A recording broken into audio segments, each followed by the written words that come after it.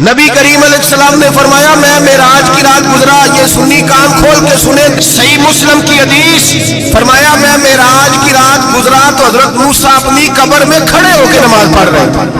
اب آؤ حضرت سعید بن مسیب تابعی ہیں، صحابہ کے شاگرد ہیں، وہ کہتے ہیں جب یزیدی فوجوں نے مدینے پر حملہ کیا اور یزید کا مقرر کردہ امام آیا تو صحابہ کرام مسجد نبی چھوڑ گئے، 3 دن تک مسجد میں نماز،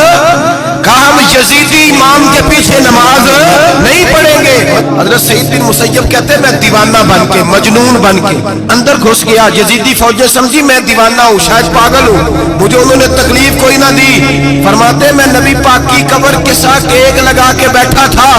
زور کا وقت ہوا تو میں رونے لگ گیا، اب میں نماز کیسے پڑھوں گا، اذان کا کیسے پتہ چلے گا؟ آپ فرماتے ہیں مجھے اللہ کی عزت کی قسم جب اذان کا وقت ہوا تو نبی پاک کی قبر سے اذان کی آواز آنے لگی۔ فرماتے ہیں جب جماعت کا وقت ہوا تو حضور کی قبر سے اقامت کی آواز آئی، پھر جماعت کی آواز آئی اور میں نے اپنے نبی کے پیچھے زور کی نماز ادا کی۔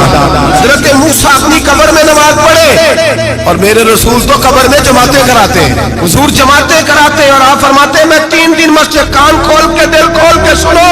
ہم نے کوئی ریڈی میڈ عقیدہ نہیں اپنایا، ہم کوئی دائیں بائیں سے پکڑ کے نہیں لے آئے کہ وہ فلاں آیا تھا بہت بڑا، اس نے جبہ کبا پہنا تھا تو اس کے پیچھے لگ گئے۔ ہم کسی کو نہیں مانتے، ہم تو مانتے ہیں رسول اللہ کے غلاموں کو،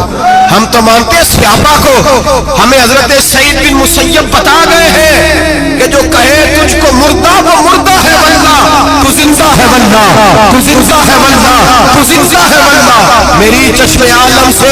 چھپ جانے والے میرے رسول کریم صلی اللہ علیہ وسلم نے فرمایا موسیٰ اپنی قبر میں کھڑے ہو کے نماز پڑھ رہے تھے۔ حضرت موسیٰ اگر زندہ ہے تو جو موسیٰ کے بھی